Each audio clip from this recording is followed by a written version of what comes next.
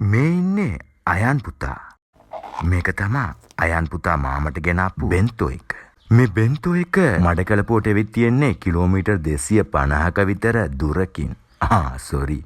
මේ අයන් පුතා නෙවෙයි අපේ අක්කගේ ලොකු පුතා හසන් පුතා. හසන් පුතා අද එයාලගේ තාත්තා ට්‍රිප් එකක් යන ගමන් බෙස්සා මගදී මගේ බෝඩිමේ. ඒ 9ට ක්ලාස් එකක් තිබුණ නිසා අපි දෙන්න ගියා ක්ලාස් එකට. ඇත්තටම මට පොඩි කාලේදී බැරි වුණ දෙයක් තමයි මව් බසවත් හරියට ලියන්න කියවන්න බැරි වුණ එක. ඒත් මට පුළුවන් වුණා ගුරුවරයෙක් විදිහට මේ ළමයින්ට මව් බසට අමතරව දෙවන බසක් ලියන්න කියවන්න උගන්වන්න මට පුළුවන් වුණා. මෙයාලගේ කතාව කියන්නම් වෙන දවසක.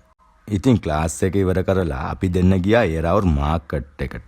ඒරාවුර් කියන්නේ දෙමළෙන් සිංහලෙන් කියන්නේ එරාවුර් කියලානේ. හරි හරි. මේ අරුම පුදුම මාකට් එක ගැන ඉස්සරහට වීඩියෝස් ගේන්න. එන මෙහෙම මාළු ගොඩ ගහලා තියෙන නිසා හිතන්න එපා මෙව්ව හරි ලාභයි කියලා. පාරායිනේ තියෙන පොඩි පොඩි කුටි වලනොත් මෙතනට වඩා එක්කෝ ඕන්නේ. ඒ ගැන කතා නොකරම ඉමු.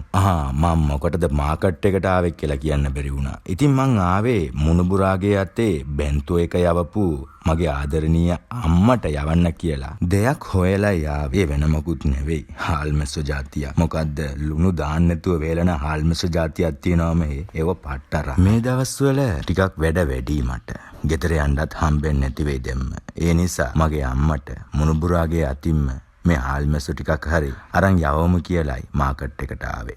මේ වගේ හුණ්ඩුවක් රුපියල් 150යි කියලා කිව්වේ. මං හිතුණා කට කපලා මෙනලා දෙයි කියලා. ඒත් එහෙම කරේ නෑ. ටිකක් වෙඩිපුරක් දාලා මෙහෙම උඩට ගොට ගහලා තමයි මේ අංකල් මට මෙනලා දුන්නේ නා. ඉතින් මටත් පාඩු නෑ. කූනිස්සෝ වගේකුත් ගත්තා. ඕවනම් ඉතින් වීඩියෝ කරන්න හම්බුන්නේ. හරි ඔහොම බඩු ටික අරගෙන ආව පාකින් එකට. පාකින් වලට රුපියල් 20ක් දුන්නට පස්සේ තමයි මේ ටිකට් එක අරන් බැලුවේ. බලද්දි රුපියල් 50යි.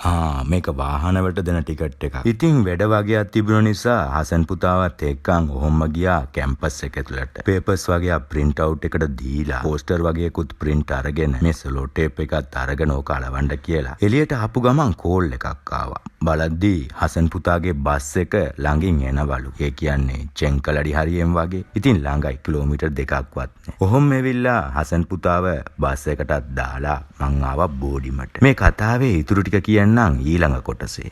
එහෙනම් හම්බ වෙමු ඊළඟ වීඩියෝ එකේ. ජය වේවා.